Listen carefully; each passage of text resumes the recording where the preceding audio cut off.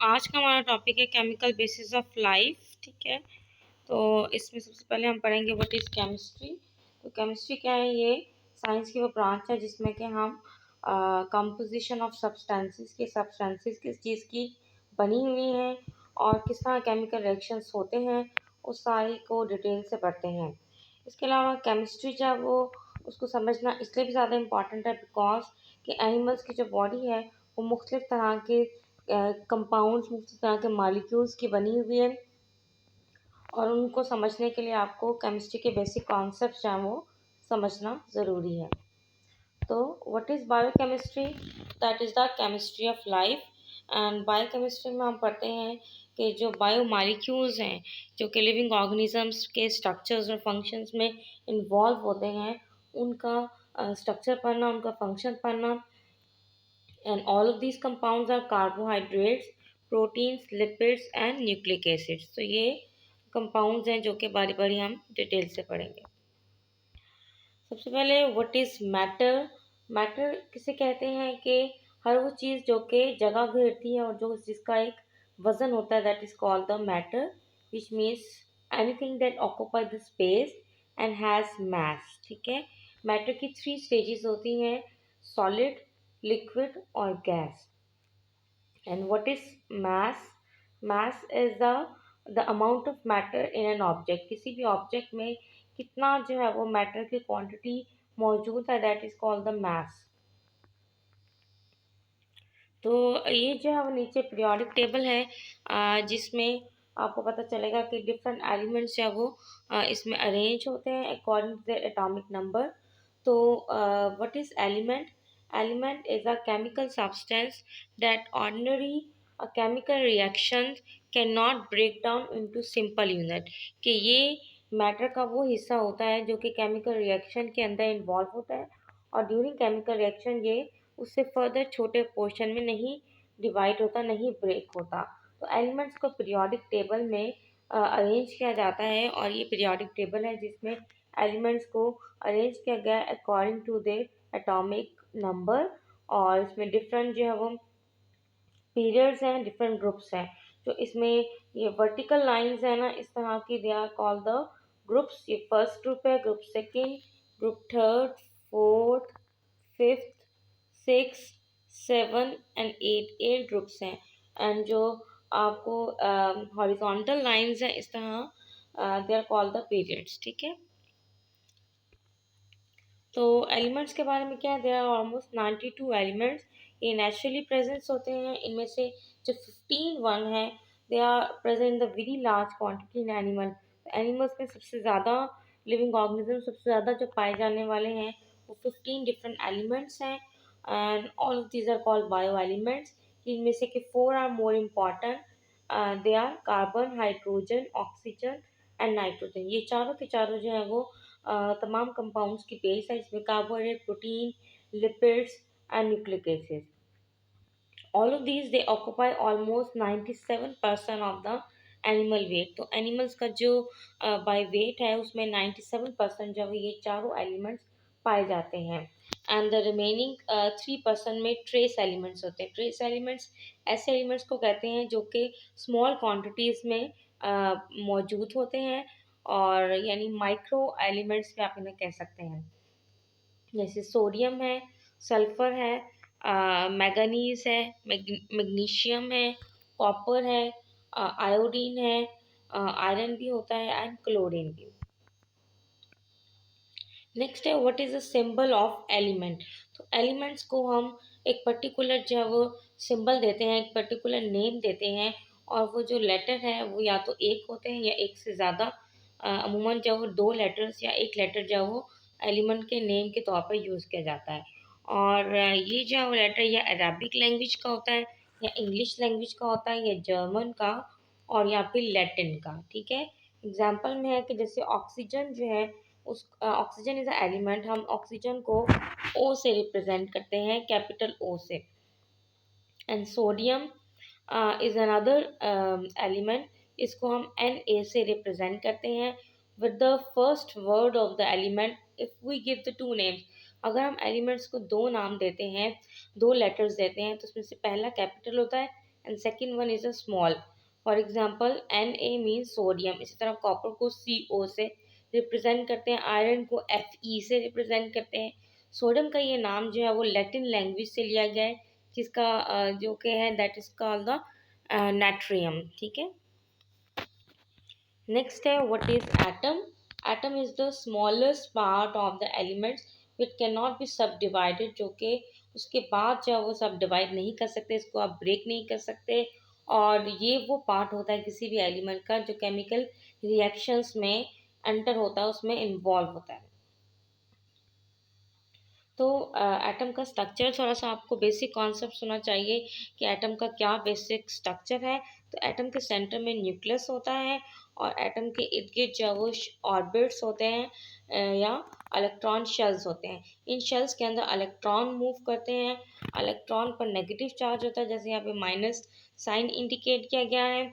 और जो सेंटर है न्यूक्लियस, न्यूक्लियस के अंदर जब पॉजिटिव चार्ज होता है because of the protons. So protons have the positive charge, electron has the negative charge, and neutron they are also present in the nucleus. So nucleus के अंदर दो चीज़ें होती हैं, न्यूट्रॉन एंड प्रोटॉन। प्रोटॉन के ऊपर पॉजिटिव चार्ज होता है, न्यूट्रॉन मीन्स न्यूट्रल, इन पे कोई चार्ज नहीं होता। ठीक है। ये दोनों जो है वो एटम के न्यूक्लियस में मौजूद होते हैं। और जबकि इलेक्ट्रॉन जो वो एटम के गिर्द जो ऑर्बिट्स हैं, जैसे डिफरेंट ऑर्बिट्स हैं और डिफरेंट शेल्स हैं, इनमें ये मूव करते हैं और they always carry the negative charge. ठीक है। atomic number, what is atomic number? Atomic number is very important because इसकी बेस पे जो पूरा का पूरा पीरियोडिक टेबल है वो अरेंज किया गया है। तो एटॉमिक नंबर किसे कहते हैं?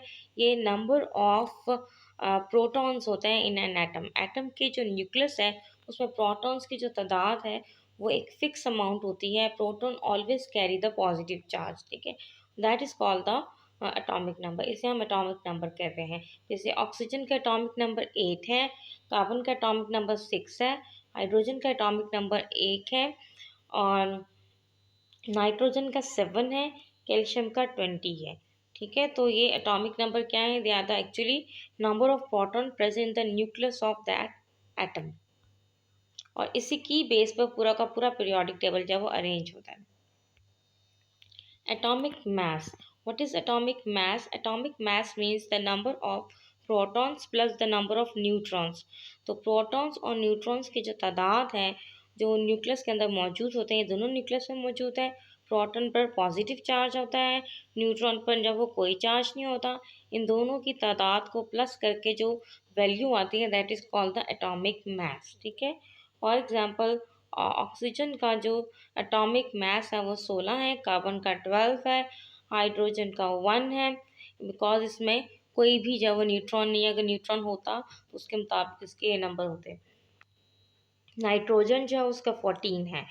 And next word is isotope. Isotopes किसे कहते हैं? एक ही एटम के आइडेंटिकल कॉपीज होती हैं जिनके अंदर the only difference in that they have a different atomic mass. Atomic number उन सबका एक ही होता है बट एटॉमिक मास डिफरेंट होता है because of the number of neutrons. तो उनके अंदर न्यूट्रॉन्स की तादाद जो है ना वो वेरी करती है, वो चेंज होती है, इस वजह से उन्हें आप आइसोटोप्स कहते हैं। ठीक है। जैसे कि हाइड्रोजन के जो आइसोटोप्स हैं प्रोटियम, ड्यूट्रियम एंड ट्रिटियम। इसी तरह कार्बन के भी हैं, जैसे carbon 13 has 7 neutron instead of 6। तो जो कि stable does not break down, जो कि 6 बेसिकली वैल्यू जो है वो एक स्टेबल वैल्यू को कहते हैं और अगर 7 होंगे तो वो थोड़ी सी अनस्टेबल होती है। इसी तरह ठीक है। और बहुत बहुत सारे कंपाउंड्स हैं, बहुत सारे एलिमेंट्स हैं, वो उनके ऐसे ही आइसोटॉप्स होते हैं। तो आइसोटॉप की पोजीशन पीरियोडिक टेबल में वही है जो उस एटम की है, या जो जैसे हाइड्रोजन के तमाम आइसोटॉप जो है वो एक ही पोजीशन पर एक ही जगह पर होंगे बिकॉज पीरियोडिक टेबल को एटॉमिक नंबर की बेस पर अरेंज किया जाता है, ना कि एटॉमिक मास। नेक्स्ट है व्हाट इज रेडियो आइसोटॉप्स। तो रेडियो आइसोटॉप्स किसे कहते हैं? ये अनस्टेबल होते हैं, ये अनस्टेबल एटम्स होते हैं जो कि स्पॉन्टेनियसली जो है वो आहिस्ता आहिस्ता जो है वो इलेक्ट्रॉन रिलीज करते हैं, पार्टिकल्स रिलीज करते हैं in the form of energy. तो इन्हें आप कहते हैं रेडियो आइसोटॉप्स, जैसे कि carbon 14 release small particles and energies, ये आप कहते हैं रेडियो आइसोटॉप्स। नेक्स्ट है इलेक्ट्रॉन शेल्स। तो पहले मैंने आपको बताया कि एटम का सेंटर में न्यूक्लियस होता है जिसमें प्रोटॉन और न्यूट्रॉन होते हैं, और उसके इर्द गिर्द जो वो शेल्स मौजूद होते हैं। तो shells are arrange in the energy, they are basically according to they are energy shells होते हैं, और देयर आर 7 पॉसिबल शेल्स हैं। और हर शेल के अंदर जो नंबर ऑफ इलेक्ट्रॉन है वो ऑलमोस्ट एक पर्टिकुलर अमाउंट होती है, जिससे कि नॉर्मली जो है वो शेल्स जो कि न्यूक्लियस के ज़्यादा पास होते हैं, नियर द न्यूक्लियस होते हैं, दे हैव मोर देन 2, उनमें 2 से ज़्यादा जो है वो इलेक्ट्रॉन हो सकते हैं। तो सेकंड और थर्ड ऑर्बिट जो है उसके अंदर 8 इलेक्ट्रॉन्स होते हैं, ठीक है। और शेल्स के डिफरेंट नेम होते हैं, के शेल है, एल शेल है, एम शेल है। नेक्स्ट है वैलेंसी। What is valency? तो वैलेंसी किसे कहते हैं कि किसी भी एटम के जो सबसे आखिर वाला जो शेल होता है उसमें जितने भी इलेक्ट्रॉन्स होते हैं, they are considered to be the valency shell electrons, ठीक है। तो उस शेल को भी कहते हैं वैलेंस शेल। तो वो वैलेंस शेल होता है, उसके जो इलेक्ट्रॉन्स हैं वो इलेक्ट्रॉन्स होते हैं जो कि इन्वॉल्व होते हैं in the formation of chemical bond. और ये इलेक्ट्रॉन या तो वो एटम डोनेट कर सकता है या वो शेयर कर सकता है, ठीक है, या उनको या वो रिसीव भी कर सकता है, किसी दूसरे से इलेक्ट्रॉन ले भी सकता है, ठीक है। तो जितने वो इलेक्ट्रॉन देगा या जितने वो इलेक्ट्रॉन लेगा उतना जो है वो उस पर चार्ज क्रिएट हो जाएगा। अगर वो इलेक्ट्रॉन देगा तो उस पर उतना जो है वो पॉजिटिव चार्ज अपीयर हो जाएगा, और वो जितने इलेक्ट्रॉन लेगा उतना उस पर नेगेटिव चार्ज हो जाएगा। और तीसरी कंडीशन में वो शेयरिंग कर लेता है, दो एटम्स जो हैं वो आपस में शेयर कर लेते हैं अपने इलेक्ट्रॉन्स को, ताकि दोनों के जो आउटर मोस्ट ऑर्बिट है सबसे आखिर वाला जो शेल है वो कंप्लीट हो जाए, ताकि वो स्टेबल हो जाए। ये एक आपको जो है वो वैलेंसी टेबल थोड़ा सा डिस्क्राइब किया गया है। पहले भी मैं आपको बता चुकी हूँ पीरियोडिक टेबल की जो 8 ग्रुप्स हैं, और ये वर्टिकल ग्रुप्स हैं। ग्रुप 1 है, ग्रुप 2 है, ग्रुप 3 है, ग्रुप 4 है, 5, 6, 7 एंड 8। तो जो ग्रुप 1 है उसका मतलब है कि उसका जो आउटर मोस्ट ऑर्बिट है उसमें एक इलेक्ट्रॉन है। ग्रुप 2 के आउटर मोस्ट ऑर्बिट में 2 इलेक्ट्रॉन है। ग्रुप 3 के 3 इलेक्ट्रॉन है। 4 के 4 इलेक्ट्रॉन है। एंड ग्रुप नंबर 5 जो है उसके आउटर ऑर्बिट में 5 इलेक्ट्रॉन है। 6 के आउटर ऑर्बिट में 6 इलेक्ट्रॉन है। 7 के आउटर ऑर्बिट में 7 इलेक्ट्रॉन है। और 8 के आउटर ऑर्बिट में 8 इलेक्ट्रॉन है। 8 न्यूट्रल है, ये कांस्टेंट वैल्यूम है, तो ये इनर्ट गैसेस होती हैं। तो अब ये पॉजिटिव और नेगेटिव का क्या केस है कि जितना कोई एटम जो है वो इलेक्ट्रॉन लॉस करेगा, ठीक है, जैसे अगर उसने एक इलेक्ट्रॉन जो है वो उसको लॉस कर दिया तो उससे पॉजिटिव वन आ जाएगा। 2 इलेक्ट्रॉन लॉस करेगा, पॉजिटिव 2 आ जाएगा। 3 इलेक्ट्रॉन लॉस करेगा तो पॉजिटिव 3 आ जाएगा। 4 इलेक्ट्रॉन लॉस करेगा तो पॉजिटिव 4। और अगर 4 इलेक्ट्रॉन गेन कर लेगा तो नेगेटिव 4 आ जाएगा। 3 इलेक्ट्रॉन हासिल कर लेगा तो नेगेटिव 3 आ जाएगा। 2 इलेक्ट्रॉन अगर गेन करेगा तो नेगेटिव 2 आ जाएगा। 1 इलेक्ट्रॉन अगर लेगा तो नेगेटिव 1। इस तरह जो है वो उसके किसी भी एटम के ऊपर जो चार्ज आए ना वो इस तरह जो है वो क्रिएट होते हैं।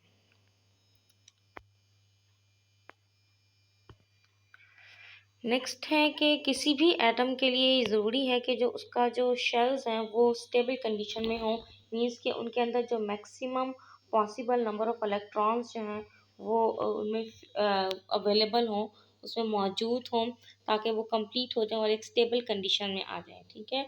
तो अभी मैंने आपको बताया कि जैसे कि या तो मैक्सिमम आउटर ऑर्बिट में 2 इलेक्ट्रॉन होने चाहिए, या फिर जो है वो 8 इलेक्ट्रॉन्स होने चाहिए, ठीक है।